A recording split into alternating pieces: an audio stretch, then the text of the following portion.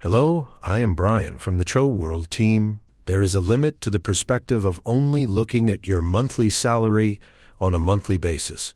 If you lack a sense of money, you tend to focus only on the months when you get paid. However, you should change your perspective to consider the total salary you will earn throughout your life. That is, until you retire. In order to maintain financial health, expenses such as rent or interest should not be calculated just by how much they cost per month, but by how much you will have to bear over the entire period in the future. If you only think on a monthly basis, it's easy to increase your spending, and in the end, it becomes difficult to properly accumulate funds or assets for the future. A salary only comes in if I keep working, and even a self-run business won't generate revenue if I don't actively run it. Money that comes from assets such as dividends, interest, or rental income continues to flow in even when I'm resting, and that's a big difference. In the capitalist system, whether or not you have income generated from assets has a huge impact on the difficulty level of your life. Even if you find yourself in a situation where you cannot work, having income from assets makes life much more stable. Now, let's consider what kind of spending is possible when your monthly income is roughly below 40 million. Urban traffic often can't go faster than about 60 kilometers per hour, and it's not easy to go to luxury hotels and restaurants every day, so even if your income increases, there's a limit to the range of experiences you can actually feel. Of course, if you earn more money, the frequency and range of consumption can increase. But if you don't build up assets over time, it can end up being mere consumption.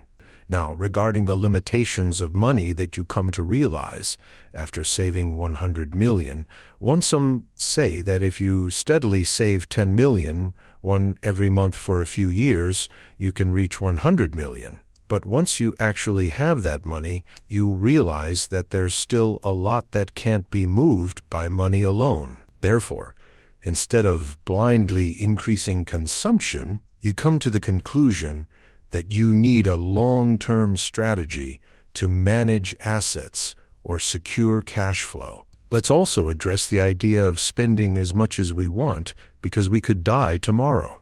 According to some data, a child born in 2025 has about a 98% chance of living to the age of 40 if they are male, and more than 98% if they are female.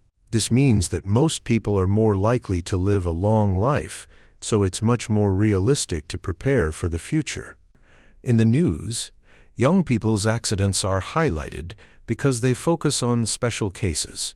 Most people have a much higher likelihood of living a long life, so they conclude that the income from assets is a key factor in supporting the later stages of life. Saved money eventually becomes the seed that creates new money, such as interest, dividends, or rent.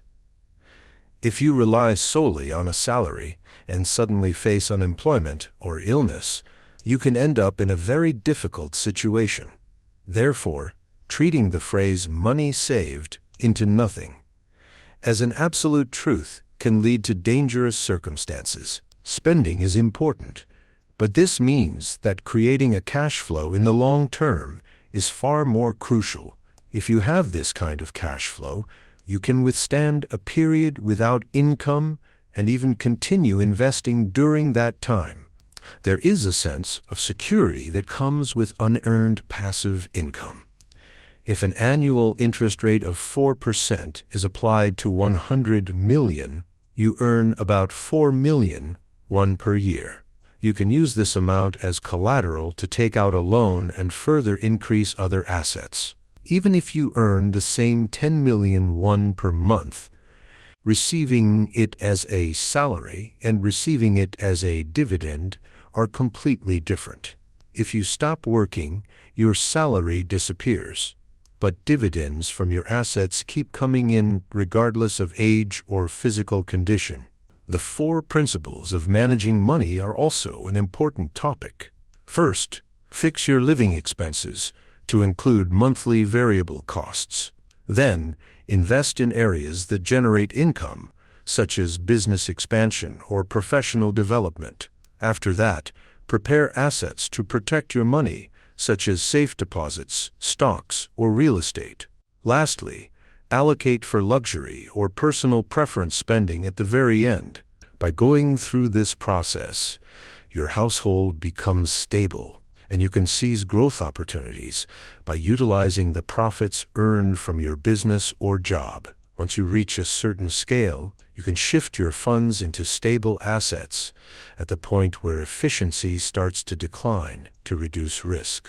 Let's talk more about reinvestment efficiency.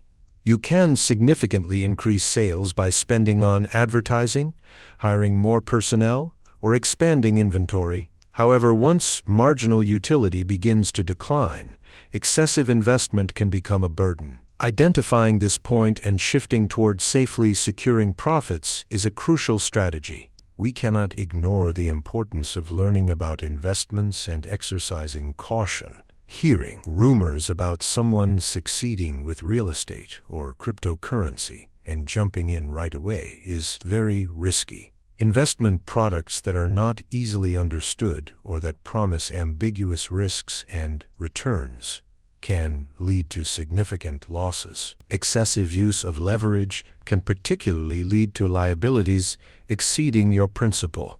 It may be much safer to start with methods like deposits, gradually accumulate knowledge, and diversify your investments.